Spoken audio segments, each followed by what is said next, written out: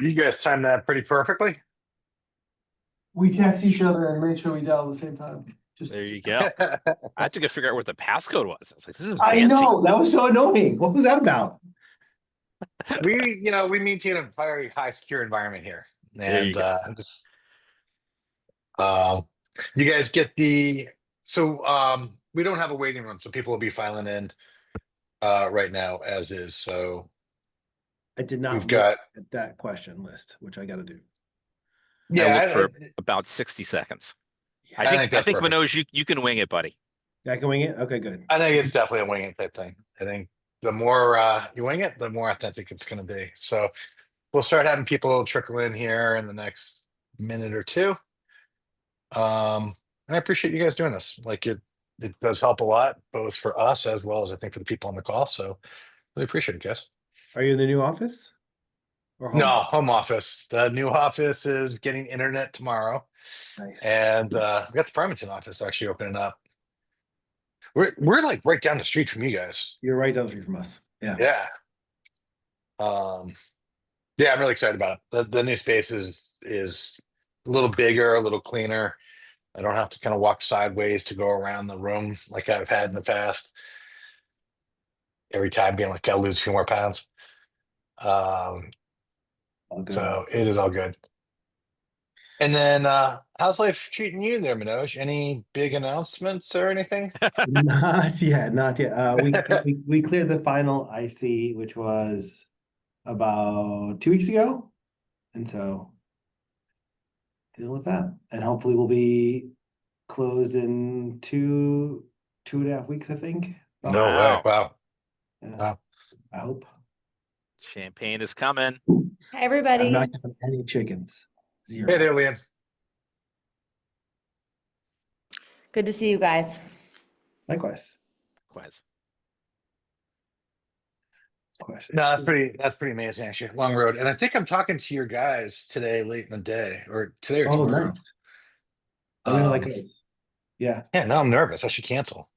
No, you should talk to them because I want to make sure they're trying to put their own process in place. I'm like, no, we do our annual already. So like, if you want another one, not gonna happen. Figure out how to make ours work They have rescheduled a couple times. because we're probably not yet. We're finally close, so I think that it'll happen now. All right, I do see people starting to trickle in. And so what we'll do is we'll give everybody about 2 minutes to get things rolling. And then yeah, actually, I gotta say for both you guys, when I was writing up the summary of both your businesses, Both you guys, really, really, really, really impressive. Really good. Those were impressive guys. You are very impressive guys. You're living up to that hype right now. So this is good. And for the folks that are joining us, this is an event that we create that's called Chaos to Clarity. The idea to it is we put on an event about every 6 weeks where we beg, ask some of our clients to come in and just talk about what their experience has been. It's really about their businesses and their journey and their experiences. And we want to provide this as a resource to some of our clients, as well as some people that are thinking about getting involved in coaching or EOS and those types of things, and kind of hearing different people's journeys and where EOS kind of falls into it. EOS is not the center of the universe for any of the different companies, but it's a cog that sometimes can be a pretty important one. So that's kind of the spirit of what we're building out here. And so with that in mind, we try to keep it to an hour. We try to keep it tight, and with that in mind, we'll get things rolling. So my intro, between writing it down and then going through ChatGPT, several times to get it nice and clean and written in the way that I want. This is the only time that I will be actually reading from paper, but I actually like the reading because it saves us probably about 10 minutes in my explanations here. So today we've got two companies, and both companies have undergone some very dramatic growth and a lot of change in a relatively short time. The two CEOs that we have, we're going to start with Niraj Kaji, and he is the former CEO of Akademos. Akademos set out to transform how universities manage textbook sales, essentially becoming the online bookstore for higher ed. And they found product market fit. They gained traction, began outperforming competitors in a pretty crowded space with some very strong competitors there. And while they were doing this, while they were disrupting, while they were basically changing the way the companies were thinking about things or the universities were thinking about things, they hit two things simultaneously. First, the war in the Ukraine erupted. And the reason why that was such a big deal for Akademos is most of their development team was based in the Ukraine. So Raj was suddenly managing a business where his key resources were in a literal war zone. The human and operational challenges to figure out how to do that were immense. Second thing that he had to kind of navigate with this was as they were coming through that, his primary investor decided that they wanted to exit this area of their portfolio. And this triggered a need to prepare the company for sale in the midst of this global chaos. And despite these pressures, besides Akademos continuing to take ground and continuing to grow, they attracted a company called VitalSource, who's a major player in the industry. They saw the strength and resilience of what Raj had built. And not only did they acquire Akademos, but the company then became a kind of key growth engine for this much larger organization. So from startup to strategic acquisition, Akademos didn't just survive the chaos, they helped power something bigger. That was a very good ChatGPT sentence right there at the end, but that's exactly true. In addition, we're joined with Manoj Wadhwani, and he is the CEO and owner of SaiSystems. Now, their story is a bit different, but it actually has some interesting parallels. SaiSystems was started by Manoj's father, and it was built from the ground up after his father emigrated here from India. And as his father turned the business over to the second generation to Manoj, under Manoj's leadership, it was operating with three lines of business. It had a reselling computer equipment business that they called VAR. It had an IT outsourcing business, and it has shouldn't say had, it has an IT outsourcing business, and it has services that they offer to different medical practices. Now, as they did this, they also had to deal with a lot of complexity. Of their roughly 600 employees, depending on when we look at it, about 500 of those were in India. And the Indian work culture is very different than the American work culture. I'd say probably more on the communication side of things. And so the challenge here was how to build a unified leadership system across continents, across multiple business lines in an area that's trying to grow fast. They had to instill candor, accountability, and direct feedback, but doing that without clashing with cultural norms. They restructured the business. They spun off a legacy unit. They evolved into two standalone business units. And the result, 5x growth in about 4 years. It's a globally scaled business. It's unified in purpose and culture. It's a pretty remarkable growth story. Uh, in both cases of Akademos and SaiSystems, they had to handle international challenges, of which I'd imagine actually there's a lot of international challenges right now with the current presidential administration that you're probably navigating, which I didn't mention either.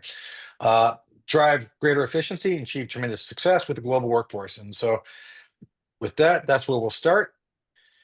And here's the question. I'll just start this one out to kind of both of you guys, and you guys can kind of ponder for a second, figure out who wants to take a stab at this first.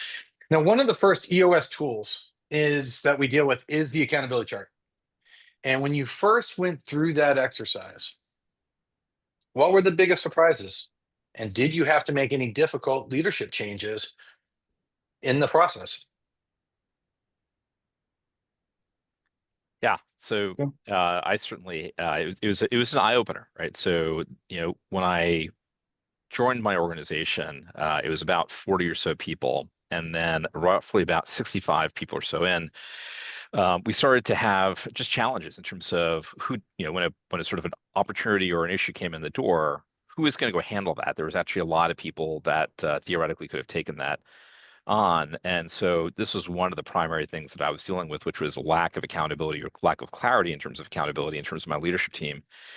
And so one of the things that EOS espouses is actually starting with a clean slate. So there's this first day where we actually were in a room with Rick and up on a whiteboard trying to create what is the optimal org chart. And it doesn't actually include any titles. It simply includes boxes for what responsibilities that those boxes had. So a finance box, a sales box, an operations box. And one of the things that did was it allowed me to step back and really think through what the right and optimal org structure was. And one of the interesting parts about the process, particularly with EOS, is then people in the room either have to raise their hand and say, I should be in that box, or somebody else should say they should be in that box. And I will simply say that when we did this exercise, it was also very clear to everybody that not all of the boxes, well, first of all, there were as many boxes as there were people sitting in the rooms. My whole leadership team, which was like 10 people at the time, were sitting in the room. I think it was more than that. It was a big group. It was a big group. There's only 6 boxes. And so that also obviously led to some consternation. Now, of course, that didn't mean that they were off the team, but maybe they had a different seat on the bus. And so it was a very, I would say, it was a moment, right, for some of my folks, but it actually was something that helped to speed up the organization subsequently. And that was incredibly impactful for the next couple of years. And Raj, did you lose many? So we basically have 10 or so people in the room. We got 6 boxes. There's clear some people are going to be going, oh my gosh, I'm not going to necessarily be on the leadership team anymore. Did you lose people over that? Yeah, it's interesting. So, 4 people, of course, could not have the seats that they held, or at least reporting to me. And actually, of those 4, 3 stayed to us all the way through to the point of the sale. And so, despite the fact that there was this moment where, they felt a little bit, I don't know how to say it, but they didn't love the fact that they were not reporting to me any longer. We were able to convince them that this is still the right organization for them. They still feel from a cultural standpoint, and actually 3 out of the 4 stayed with us for years to come. Yeah. How about you, Manoj? Did you have much there in the accountability? Did you have a lot of surprises or anything when you basically were doing that? I think the accountability chart is probably the most important tool, like in the EOS framework for sure. Like it more broad than even like people find seats in the bus. The amount of clarity that a person on the team has when they know what their roles are and how they're being measured by. So for sure, it's an important tool. There were definitely difficult conversations. I think you remember this, Rick. We were sitting in a conference room probably in the fall of 2020, peak of COVID, and we did this with on a whiteboard and drew out what the seats were, and there was crying. Like there were people that realized that they didn't belong on the team, or they didn't have the skill for the team, and once we got past that, I think everyone realized that this was for the organization, and everybody stayed in the organization. Nobody left from that particular exercise, it was valuable to know what the business needed, and that clarity that the HR provided was valuable. The surprising thing was how willing people were to move to different seats of the bus. I think I was concerned about what would happen if there wasn't a seat. Would they leave? Would there be a problem? And it really was, again, the clarity that made it work. And I remember actually telling the story to Raj. We sat down and had pancakes one, like probably a month or two after that, Raj, and we were talking about traction and the value that it brought to my team. And there was a one or two positions. He said, "Well, how do you have this seat on the bus? Like, you just don't have it." And it worked out that way. And I'm glad to hear everybody's 3 out of 4 stayed. That was good news. And as you were looking at the accountability chart and then rolling it down across the organization, did you experience much friction as it was going to India for you, Manoj, or going to Europe with you, Raj? And how do you overcome some of those cultural and communication challenges?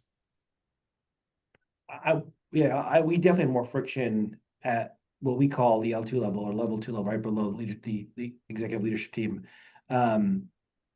where it felt we were not yet experienced ourselves as leadership team with EOS and the HR. And then we went a little early on that. And so it was hard for people to understand the accountability chart. They were used to job descriptions. And so there was definitely friction going down the line. And so we slowed our rollout and kind of focused on making sure that we as a team were good at what we were doing on a regular basis in our L10 meetings, and then giving ourselves time to make sure that our L2 leaders were good at it as well, so they could then drive that activity. Yeah. And, Yeah. Oh, sorry. Go, Raj. yeah. And for us, actually, the cultural aspects, in some respect, it made certain things easier.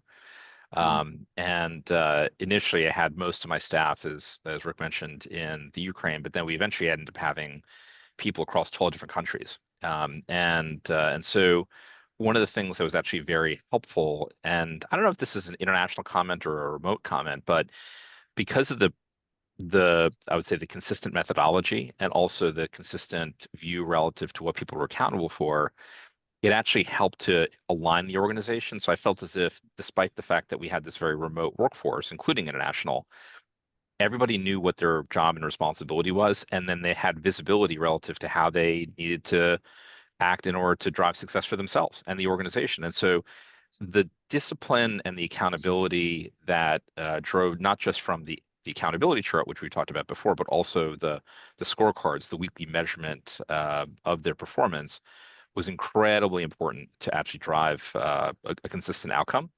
And again, I think, at least for me, that was less international, is much more just anybody remote bought into the same system, regardless of where they were. Yeah. I'll come back to the comment on culture. I think it absolutely was a problem culturally for us.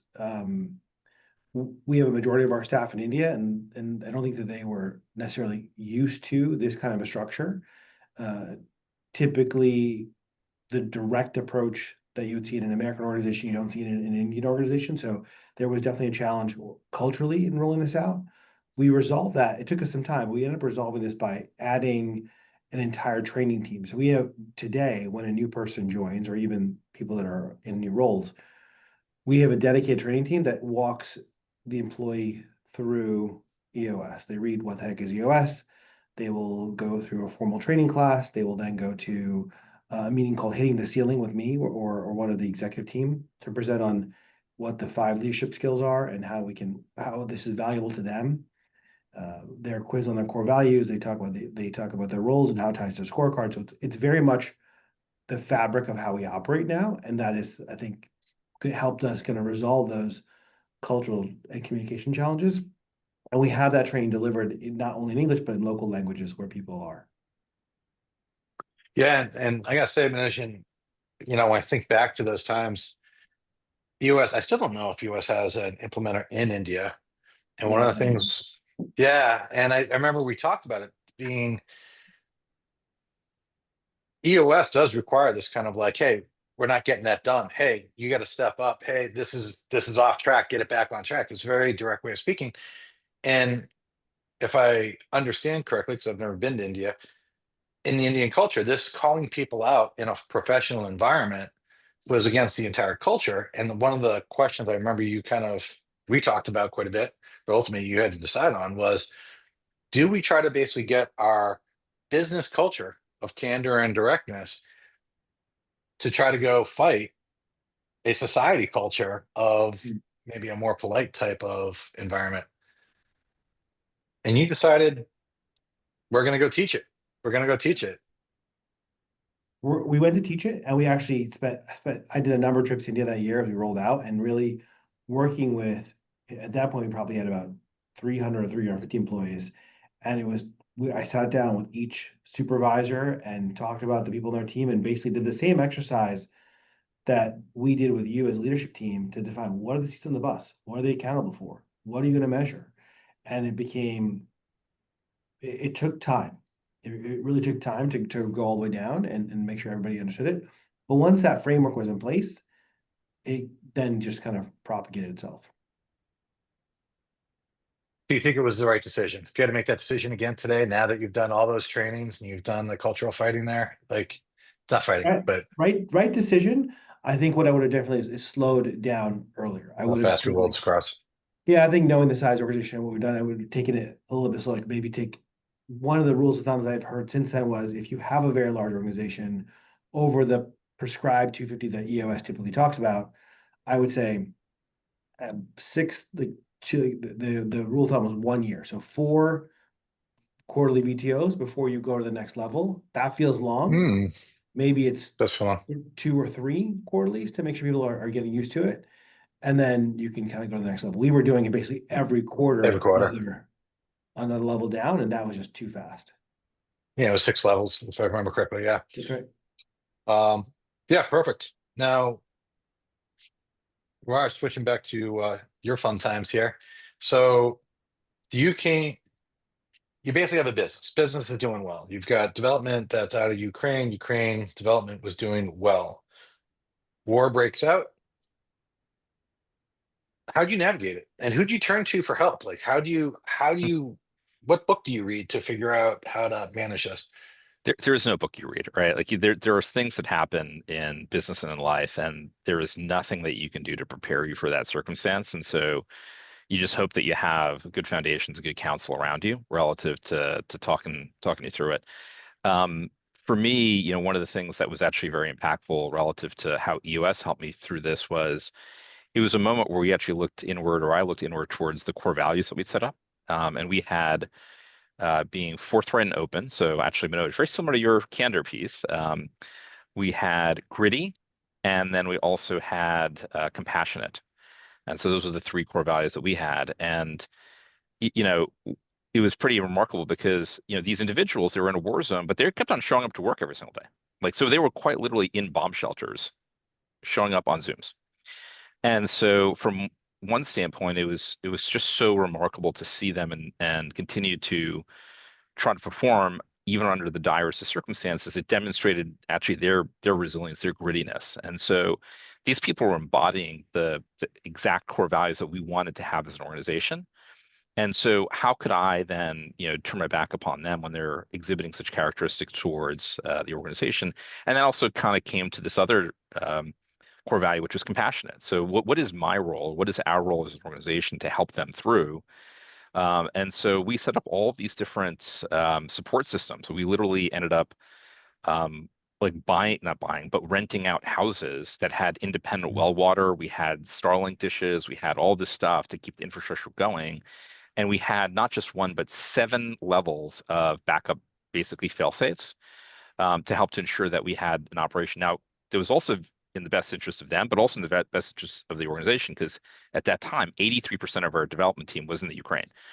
So I woke up one day and quite literally 5, 6 of my whole development team for a business that was an e-commerce and SaaS business was in a war zone. And so it was definitely a trying time, but actually, the EOS framework relative to thinking about our core values was very helpful in guiding me through ultimately to what the right answers should be. Yeah, it's pretty amazing, actually. I'm thinking about before my coaching days, I'd be like, these are the biggest problems I have. And then I'm happy I never talked to you, because these are a lot more serious life and death type stuff. Uh, Now, switching gears a little bit, before we got working together, had you ever worked with a business coach in the past? And what's your observations about working with a coach and using it with EOS, and good and bad, like open book? Yeah, go. I'll go. I had a coach. I was part of a Vistage group, which is very similar to what I do now with YPO, except Vistage has an outside moderator essentially, and so that person also operates as a coach, and it was valuable for me at the time in terms of working with that particular person. I don't know that it was similar to what we do with you, Rick, as our implementer and coach in our EOS role. I think it's very, very different. It was more of a personal coach versus this was a coach for the whole business. Like, so I think it was for the whole leadership team. I know you've taken, Yeah, like executive coaching versus a framework. Sure. and I think you've done a great, in working with Outpace and with you particularly, I think you did a great job of working with the different individuals on the leadership team as they kind of get involved, assimilate to EOS and understand better how it works. And so I think it's been a very positive experience. We continue to, we're past graduation, but we still work with you as a coach because it helps us kind of stay on track and keep us accountable. When it comes down to when we're coming for our quarterly session, which is in a few weeks, everyone kind of knows they're going to get called out, whether their rocks are on track or not, and whether they're going to get those gold star stickers or not, which, we can debate about more than Yeah, we'll leave that there. we'll leave that there. But I think it's important everyone knows that they're delivering on rocks, on scorecards. They know there's going to be a discussion around it. And so no one wants to be the person at the table when the rest of the team says, you didn't participate, you didn't toe your line. Like, we have to work together. So I think that kind of accountability of having to come back and be accountable to your peers, but also to a third party is pretty valuable. Yeah, All right. Yeah. I'd say the same exact thing. And just while I also have had access to a sort of a CEO peer network, we had in that business never actually employed a business coach. And one of the things that I remember a couple of different conversations with my executive team, and we're leading up to these sessions with an outside party. In this case, it was obviously you, Rick, and they didn't. Actually, it was kind of funny because I kind of feel like it was a parent-child relationship. So my children are oftentimes in a place where, I will tell them something. They will not always listen to me, but somehow they listen to the teacher who's saying the exact same thing. And I actually felt like that dynamic was, I would say it rhymes relative to what I experienced from an employee standpoint. So even senior executive leadership, it certainly listened to me, but sometimes having that third-party voice in their ear was very helpful to reinforcing some points, because it's not just me as a CEO and their boss is telling it, it's just outside party. And part of what I also came back and shared with them was that, hey, if you grow in this organization, we're giving you skills that are going to be, not just great for this organization or for you to succeed here, but we're going to give you skills that are actually going to allow you to succeed wherever you are, whatever organization you're part of. And so I think that reinforcement relative to whatever I was saying by a third party was incredibly helpful. Yeah, that makes sense. And I agree with you. I do think that the skills being taught about really how to manage and run a business, it's very portable. Like, I know I certainly used it that way, and I do think it's a major benefit that the employee gets to take with them along their career, ideally in your business, but if they move on too. All right, so we'll move into the next piece. Both of you guys had some very major structural changes. In the case of Akademos, Raj, you had the investor exit, and Manoj, you had the business unit separation that you did. Mm. Did EOS give you the framework and clarity you needed? And when I'm asking that, it's kind of a leading question, right? Did EOS really help do that? Obviously, if I'm asking that question, I believe that it probably did. But if it did, what specific elements helped you with these changes, with these structural changes, organizationally? Your story's better, Raj, on this one. I want to hear yours. So it was incredibly helpful in the sale. So it helped in two discrete parts. So one was, as you're going to the bankers, you're actually working with them relative to creating your pitch and your story. It is actually pretty amazing to be able to take what is literally out of your VTO, which is basically your strategy roadmap, transform it into slides, which takes all of about an hour. It really just isn't that long. And being able to put it down crisply and say, hey, this is where we are, this is who we are, this is where we are, this is where we're going. And speaking as somebody who is many years ago a recovering investment banker, I cannot tell you how many teams, manager teams and CEOs didn't have just that level of clarity relative to running their business, which is a little shocking in its own right. But just having the clarity relative to what is that roadmap, where does that 10-year plan, and not necessarily spelled down in terms of financial terms, but at least in terms of some metric, some orientation, some North Star, was incredibly helpful because that kind of helps set the tone and the orientation relative to the whole conversation. So literally, if you were to go back and look at the sales process slides, 1, 2, and 3 were quite literally just ripped from the VTO and repackaged. And so that made that part of the story very easy. And then the other part of the story or part of the process that was made easy was diligence. So as you're going and selling a business, oftentimes you're first pitching the business, then someone submits an offer. And then what happens is there's a period in time where, but that offer is a very loosey-goosey, very preliminary, are we on the same page with the numbers kind of offer. And then at some point you'll move to, here is the much more, sort of the structured offer. It's a much longer document. And in the middle of that is a period of what's called due diligence. And they are going to look over, new investor, new buyer is going to look over everything in the world. Every number, left, right, and center. They're going to look at it from different angles. And so one of the things that EOS was great at, it was the process and discipline of having everybody track metrics and goals was incredibly helpful to transport into that diligence process, because whenever the buyer came to us, or any of the suitors came to us and said, hey, we want to take a look at your numbers, we want to take a look at your books in this particular way, we had very clear answers. We could just whip it out the next, sort of next hour, because we had it already pre-canned, because we were already looking at that business in the same way. And so it just really helped to demonstrate that we knew our stuff.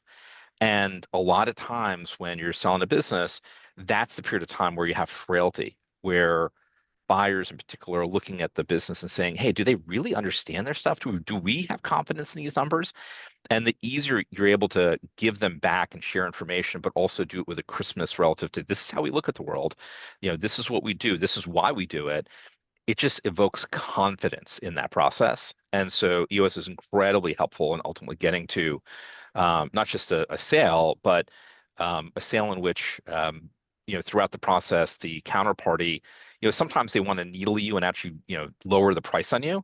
And we actually did not have that happen. We actually were sort of trying to figure out how to get the price up at the end, because positive things were happening, which is very, very uncommon. But I think a lot of it is attributable back to the discipline that was formed around EOS. Just taking that a step further, because Raj and I texted on Tuesday. I was with a sponsor, private firm that owns a business now that runs on EOS, and I took it a step further and said, not only could you use this stuff during diligence, but when you're looking for your KPI pack, if you're a private equity owned business, and you have to deliver that KPI pack to your sponsor on a weekly basis, you basically just give them access to your scorecard. Like, because if you should be looking at the same thing every week anyways.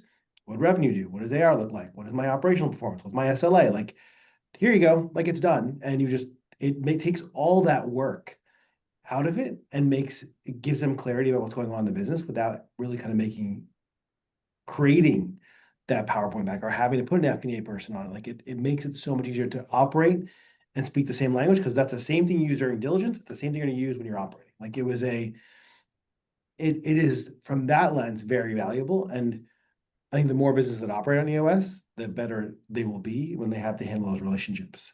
But that's more on Raj. I think for me, what the clarity that we received from the EOS framework was the VTO, the Vision Traction Organizer that Raj talked about, is 8 questions that you turn into a slide deck. That gave us so much clarity about who we want to be when we grow up ourselves, that it became evident, as Rick described at the very beginning. We had about 4 business units when we started. And when we realized that 2 of them didn't belong there anymore, and it wasn't part of who we were going to be when we grew up, it became very clear for us to say, we need to exit this business. 1 we shuttered, 1 we sold, and the other 2 that remained, as they grew, ended up splitting and operating into where we are today. Those 2 different businesses operate together, under one roof, but under 2 separate entirely business units with a little bit of shared infrastructure. But but with their own vision, their own VTOs, their own vision traction organizer, the 8 questions about who we want to be separately when we grow up is what we use to drive those decisions. That's what gives us the clarity. And then we're all the whole team in those 2 different business units are aligned around where you're going to be in 10 years, in 3 years, in 1 year, how you're going to go about it with your marketing strategy. What are the major issues we're facing right now? What are the rocks we're working on this quarter to get to our annual goals? Helps you make very easy decisions about what you're going to do at a macro level. Yeah, I think back to that the VAR business unit. That was like, I think, one of the original businesses that you How we guys started with, Mhm. right? And like the person that was leading it was there like from the very first days too, and you had to make a big tough decision that we're going to exit from this. Was it the scorecard? What was the stuff? How did you get to that conclusion? Like how? Yeah. So a couple reasons. So we looked at a scorecard every week. It wasn't moving the needle. We were red scorecards, not green. We looked at what our VTO was, and it didn't fit the piece of the puzzle. Like it didn't fit our 10-year plan to be $100 million business and where we wanted to go. And it didn't, because it wasn't growing at that pace, it became a drag on the rest of the organization. And also, it was suffering within the overall framework because the VAR business didn't need the same overhead and infrastructure that the 2 services business did need. And so it was unnecessarily paying for overhead that wasn't efficient for it. Hmm. And so by unlocking it and releasing it from the overall organization, it is successful on its own as a standalone business outside of our infrastructure. So it worked better for the That was business, cool.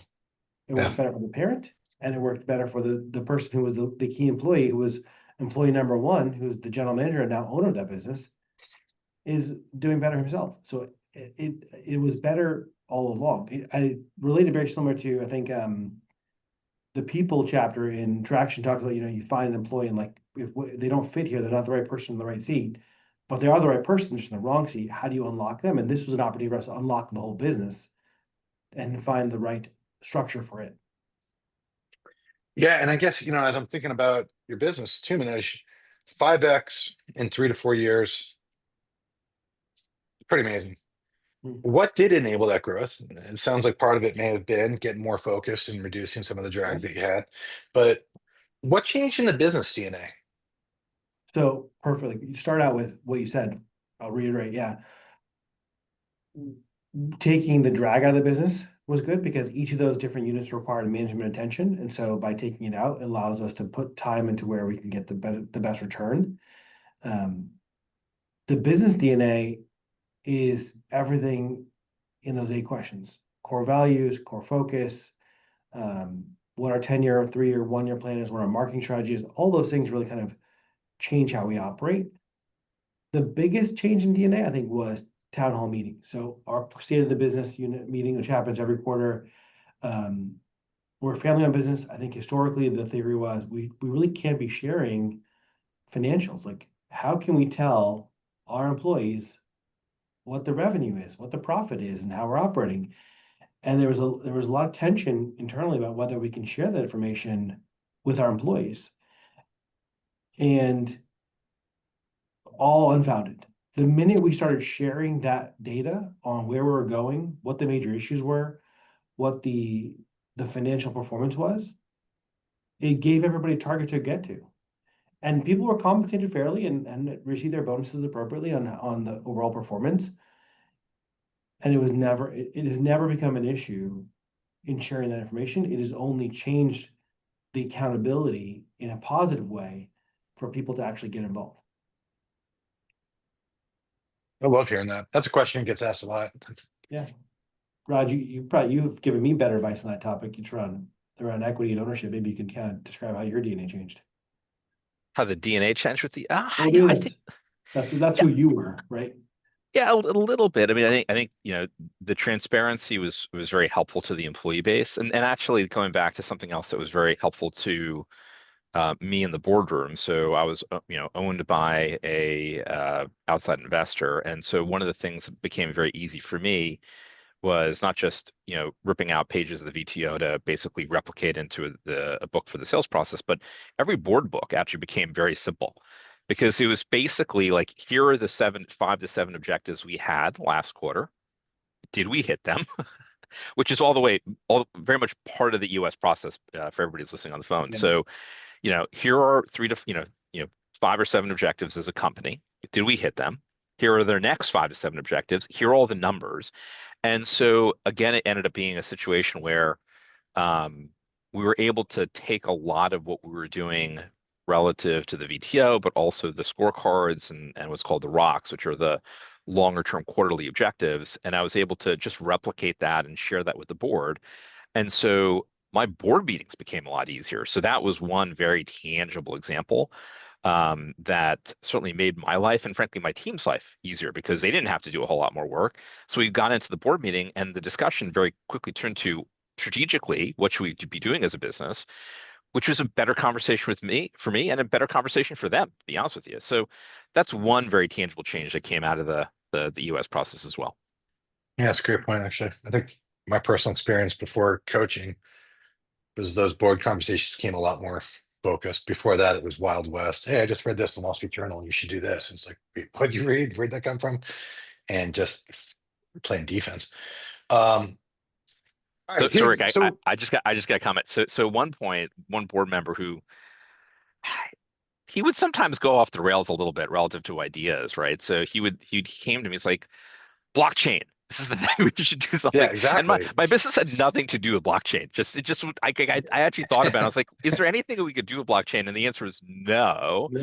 And so I kind of when people came up with these crazy ideas, particularly board members, I'd say, that's a great idea. How does it fit into this longer term, vision and objective? So I kind of forced him back into the same framework that we had.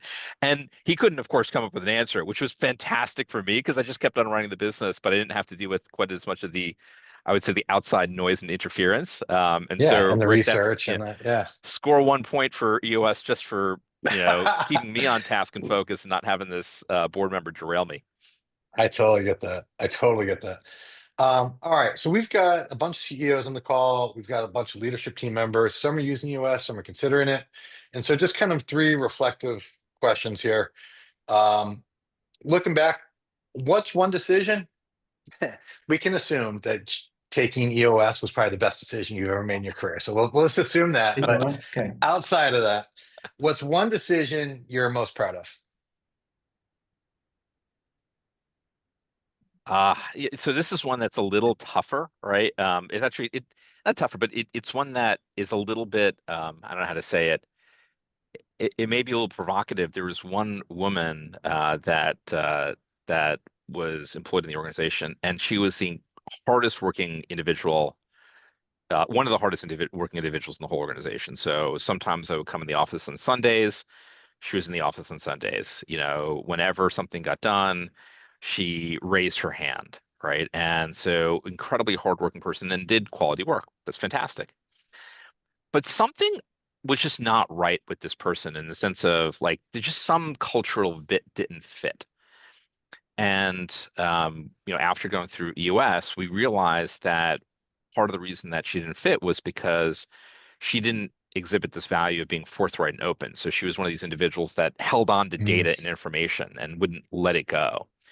And as a result, it just was a little bit out of step with everybody else in the organization who had naturally had this as a cultural value.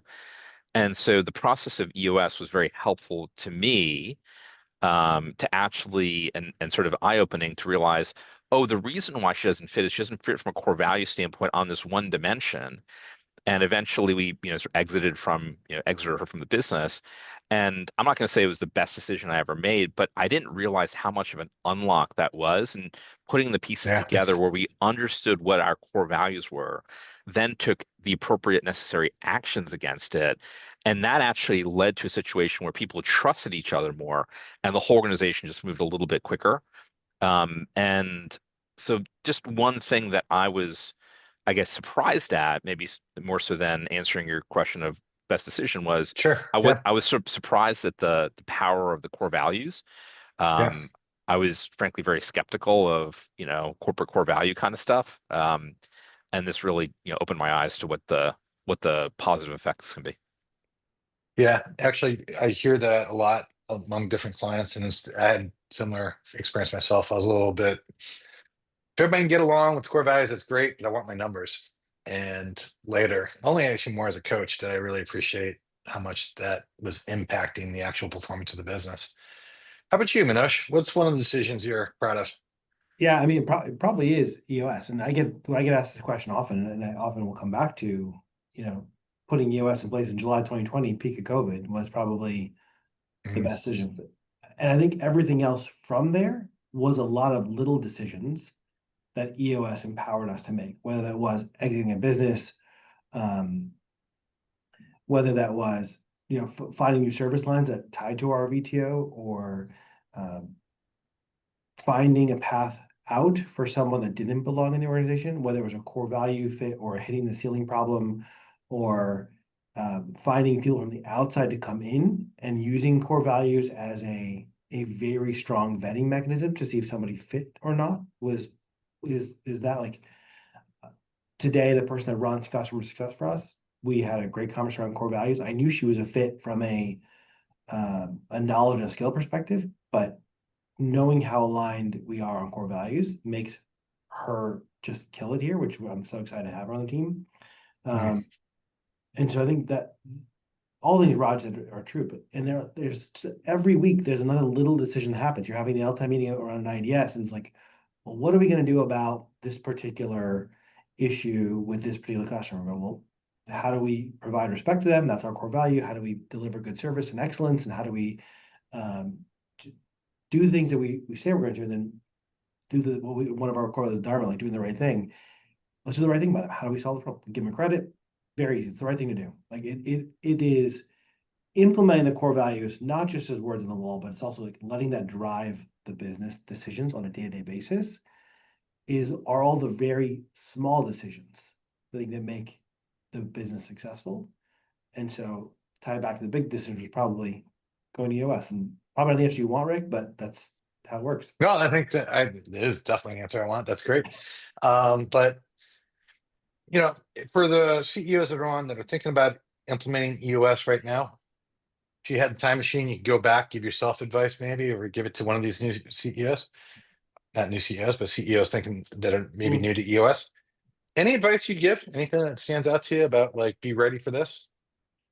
Yeah. So make the exits quicker. So if you're carrying a business that doesn't fit, or you're carrying a service line that doesn't work, or a person that doesn't work, don't wait. Like we think we're doing the right thing by keeping people employed or keeping a service line there, or we're trying to do the right thing from a personal perspective. But this is a very basic management principle. Like when someone doesn't fit or someone doesn't fit, exit quickly in a very professional way is the right answer. Because when it drags out, it becomes more negative, more toxic for the organization. So be quick with your decisions. When something doesn't fit, when someone hits the ceiling, you give them 2 quarters, you have a conversation, the 5x5, you have it again, another one, like this is not working, we're going to go a different way. That doesn't mean they don't have a seat on the bus. It's just not the seat they're in. So some of the core values fit and they're in the wrong seat. So right seat, so right person, wrong seat, find the right seat for them if they belong. If not, find a way out. Like that is and do it in a reasonable time. 2 quarters is our rule of thumb. I think that's probably in line with what EOS recommends as best practice. And so that's what I would say. I think it's great advice. How about you, Rush? Any closing piece of advice? After this, we're going to move to Q&A, and just so everybody online knows, we can ask questions in a couple different ways. If you hit the raise your hand thing, I'll call you out, and you can take yourself off mute and ask a question, talk to folks directly. Or if you want to take a little more of an anonymous route, you can just type the question into the Q&A area, and then I'll just read the question and let them answer it. But Raj, how about you? What's advice you may offer to somebody who's thinking about going down this road? Yeah, I can't emphasize enough how important having that North Star in terms of who you want to be is. And particularly for our business, we actually were entirely an e-commerce business when I started as a CEO in that business. And we quickly realized that we needed to become something else. So we actually launched a SaaS-based product line. But in order to go figure out that evolution in terms of who we needed to become, that couldn't have happened without the clarity relative to where we want to be in 10 years. And so it's not as easy as you think to crisply summarize where you want to be in 10 years or what the Yeah. metrics are that you want to achieve.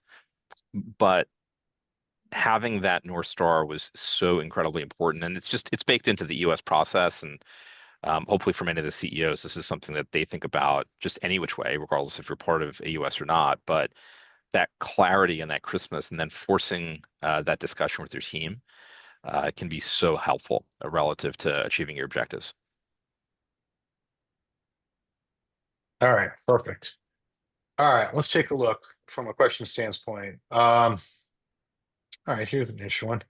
How do you maintain EOS momentum today, especially as the business grows or gets acquired?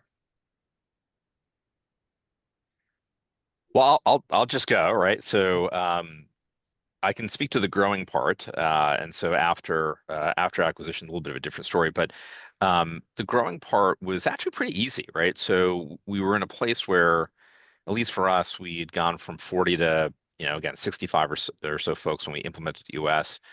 By the time we sold the business, about 110. And in terms of EOS growing with us, it was a very natural evolution, right? In terms of it was very clear and apparent that individuals actually, especially after hearing about it, they'd kind of heard whispers because we had kind of rolled it out slowly, first to my executive team, and then sort of the second layer down. But the whispering relative to what is this EOS thing had already started to leak a little bit, despite the fact that it not being rolled out to the rest of the organization. And so the evolution into more and more people using it was actually a pretty seamless one.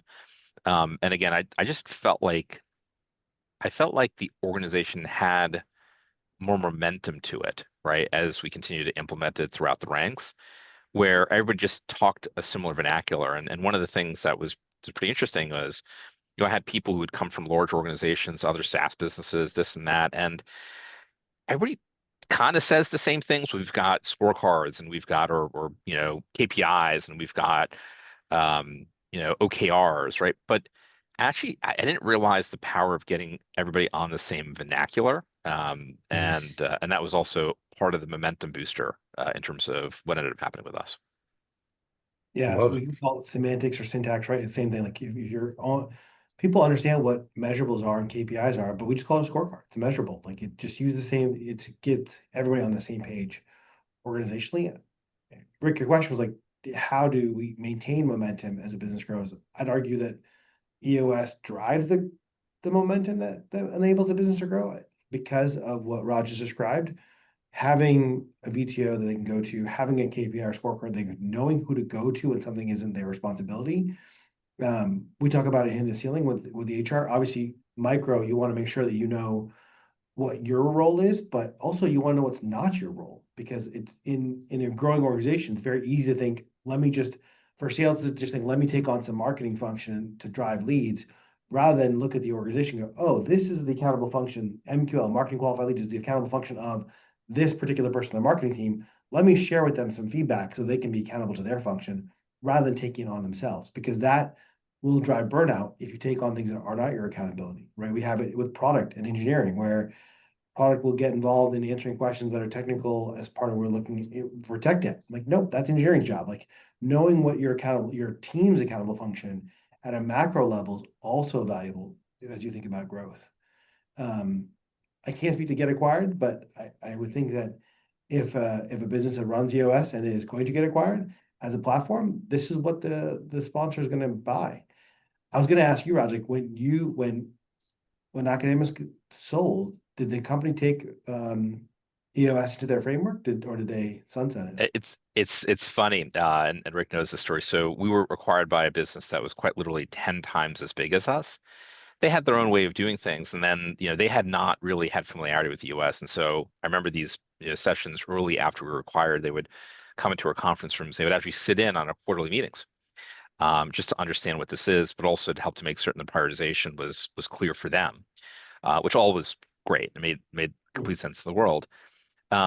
And they actually elected not to use it going forward, right? They had their own ways of doing things. I won't comment on whether or not I think that was the wise move, but I think that having a operating system framework can be incredibly impactful for any business at any size, and so you have to have a sort of a consistent way of doing things, and that can really help to drive momentum within organizations, and so it's something that I would certainly espouse, right, regardless of size or scale. I got another question here. I like this one a lot.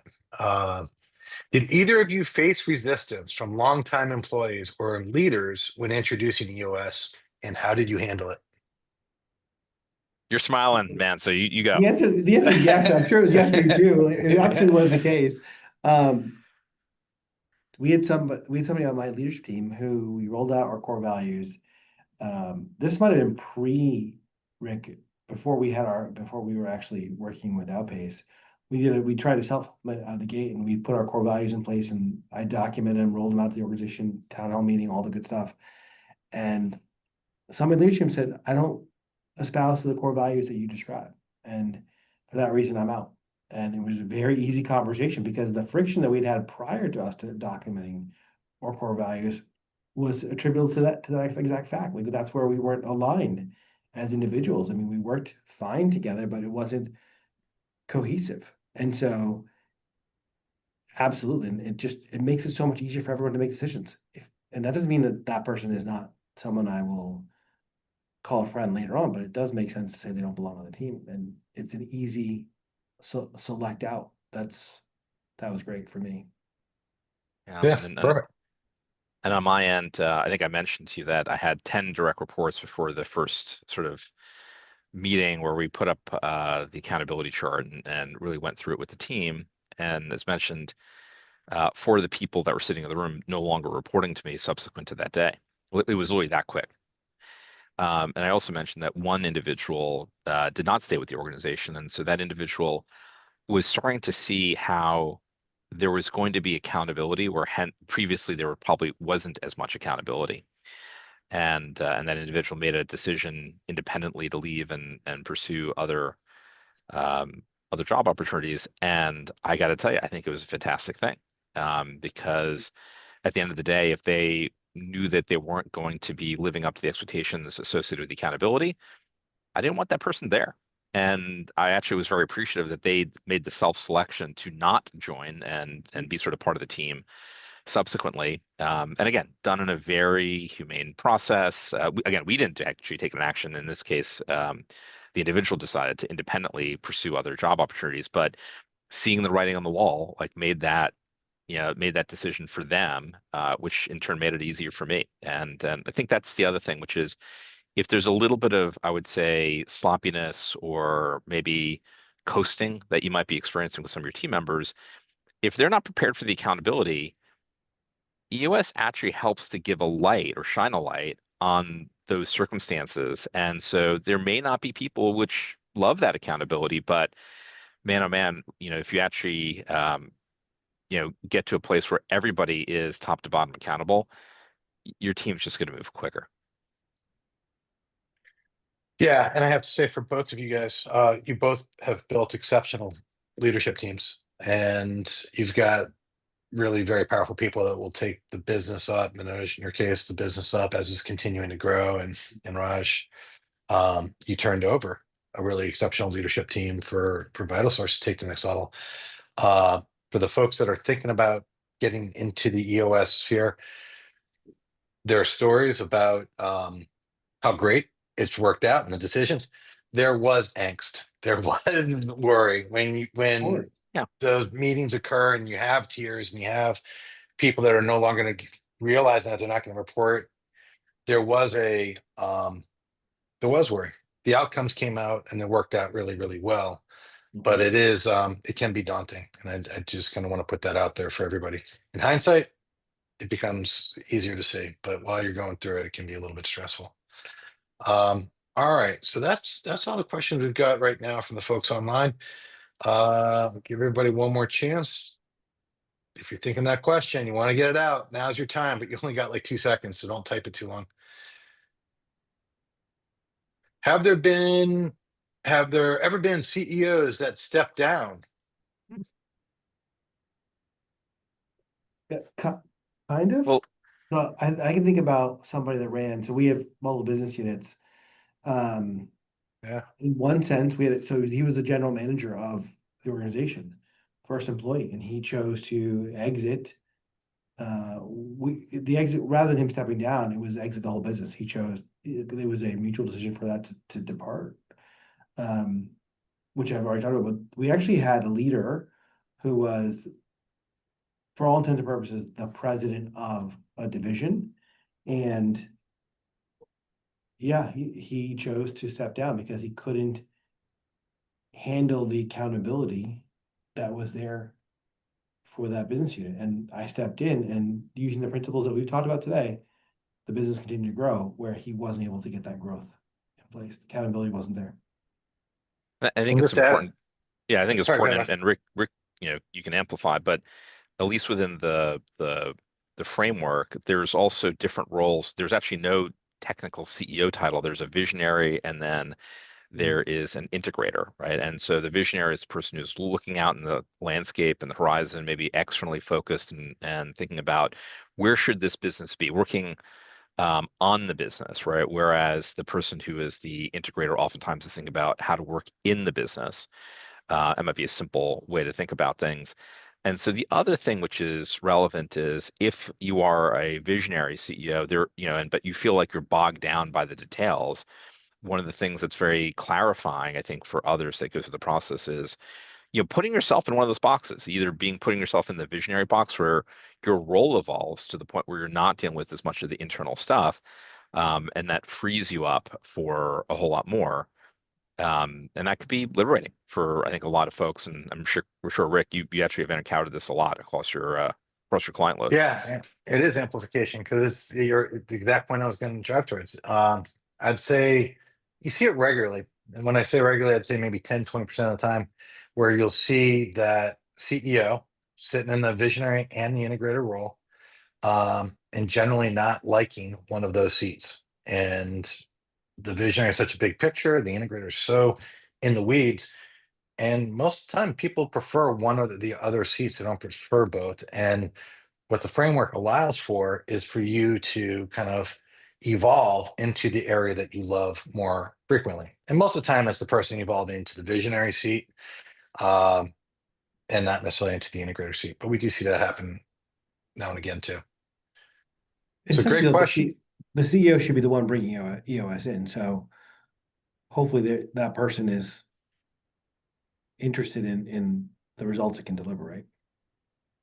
Generally, yes. Generally, yes. I think one of the things that we see kind of a lot is you have a CEO that's a more visionary led CEO, and they don't realize they're not great at the detail work.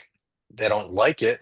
They do it. They've been doing it for 10 years, so they feel very confident in doing that function, but they don't have a love for it. And so that kind of, all right, now I got this in here, and now we got to have scorecards and accountability charts and details and details.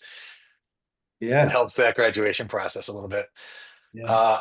All right, perfect. We're right at 2:00, so this is where we will adjourn. If you have more questions, I know Manoj and Raj, they help out all sorts of business leaders. They do that with the CEO group they're part of, and YPO, and I know Manoj used to be in Vistage, but shoot your emails to Leanne. Leanne can collect those things, and if there's any questions that we can answer here at Outpace, or if you have more questions for these folks, we will forward it to them. Whether they get back to you, these are very busy guys, so we'll see if they get back to you, but I think there's a very likely chance of it. So thank you, everybody online, and thank you both for giving us an hour of your time today. We appreciate it, guys. Thanks, everybody. Thanks, Rick. Awesome. everybody. Thank you both.